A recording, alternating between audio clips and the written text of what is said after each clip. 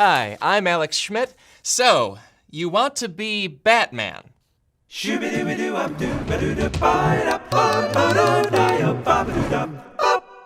Welcome to So You Want to Be, the show about what it takes to have the fictional careers you daydream about, or would never want to do. Either way, it's a funny show. I'm your YouTube-based career counselor, and I'm here to walk you through what to do from birth to now in order to be Batman. And good news, of the superhero options, Batman is the most realistic, right? He's so realistic. He has no magic superpowers. Yep, he's a genius super athlete detective billionaire armed with future tech, but no magic powers, so realistic. Anyway, here's the things it takes to literally be Batman. Thing number one, college. Go to college, like forever and ever. According to the DC Comics wiki, Bruce Wayne ran off at age 14 to study all the subjects at all the European universities. Obviously, this backstory varies across Batman comics because comics are silly.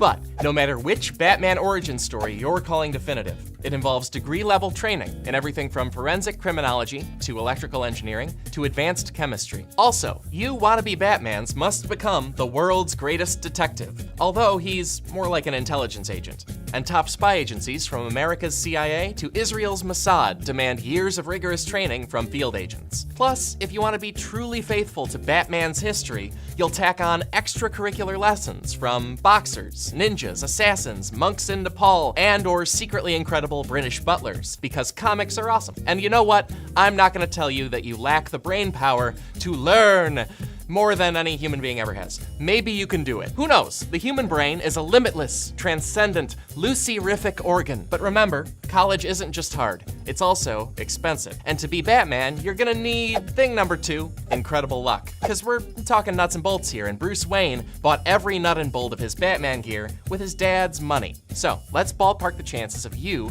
having a Batman-level trust fund. How rich is Thomas Wayne? Rich enough to own an estate and own the majority of an international corporation. Also, Thomas Wayne is American.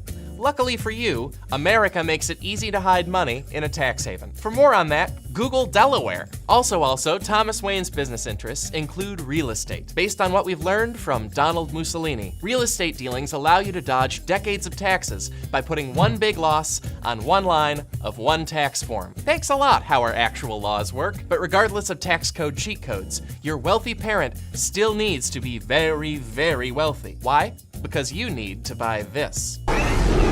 He is in a vehicle. Make it color? It's a black tank. Adjusting for inflation, one of the US Army's main battle tanks costs about $9 million, and those are mass-produced. A custom tank costs way more. To buy that, and your other Batman gear with your parent's corporate card, your parent needs to own such a massive corporation that no one will mind multi-million-dollar waste. And owning that would make your parent worth at least $1 billion or $2 billion, right? Well, as of right now, there are 540 American billionaires total. That's a pretty limited pool of super parents. You know what? Let's give you some extra chances, though. Let's have fun. Let's say 10 times that many Americans are rich enough to be your Thomas Wayne. That still means your chances of getting a parent who can fund Batman adventures is around 1/3 of 1/100th of 1%, assuming every American adult has one baby, which they don't. And even if you hit that economic jackpot and use it to fill your genetic jackpot-winning brain with Batman knowledge, say goodbye to your brain functions as soon as you put on Batman's cowl. Except for the many, many, many times Batman uses guns. Batman doesn't use guns. Batman fights hand to hand, so he gets punched in the head all the time, and not just by strong people. He takes haymakers from muscle zombies, from mutant lizard beasts, from alien gods, and in real life, human brains get ruined by blows from regular people. Boxers and mixed martial artists fight less often than Batman does. They still tend to lead those sports with terrible brain injuries, and football players wear protective helmets, yet the NFL admits up to 1/3 of its former players will develop long-term cognitive problems from the game's toll on the brain. Because no helmet makes the human brain less fragile. Your brain is always floating loosely in cranial fluid. When something strikes your head, your brain sloshes around, and a hard hit bangs it into the inside of your skull. Animals like woodpeckers and rams have built-in buffers against brain slosh. People, like football players and Batmans, don't, which makes their careers short. And regardless of the head trauma, if you want to be Batman, try to find several replacement human bodies for yourself. You could use them, because fighting as Batman isn't all fun and games and cartoon sound splash graphics. It's a decathlon of combat skills. Bruce Wayne's grapple punching requires gymnastics skills, strength training, and mastery of multiple martial arts. Even pretending to be Batman in a movie takes crazy martial arts skills. In the Nolan movies, Batman uses KFM, also known as KC, which is a Spanish street fighting discipline combining multiple combat styles. In Zack Snyder's movies, stunt artist Guillermo Grispo designs the Batman fights. Grispo's training incorporates Taekwondo, Aikido, Jiu-Jitsu, boxing, Japanese sword fighting. Basically, a wannabe Batman needs decades of combat school on top of decades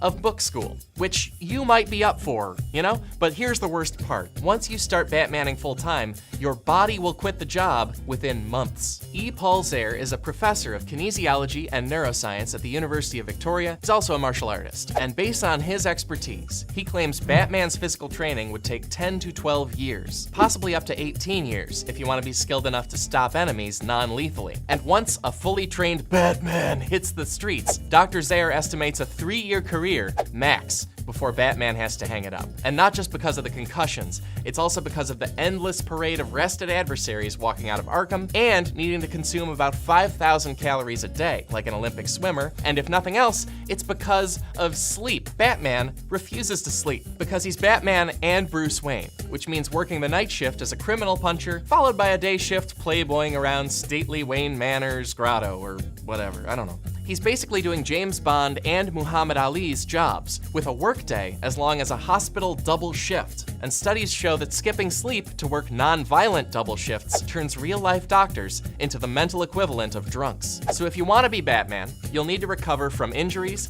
and rest up for new adventures without resting, with an hour or two of sleep, day in, day out, every night out. And also do the other things, the borderline impossible other things. Do all that to be Batman? Although how hard can it be if Ben Affleck can pull it off? Am I right? No, that is a lame opinion. I'm so sorry. We should cut that. He's great in most all movies. Right? Affleck. He transformed himself for the town. Bridge, you get it, right? Come on. Coxie's with me, right? Ben's an Oscar winner, right?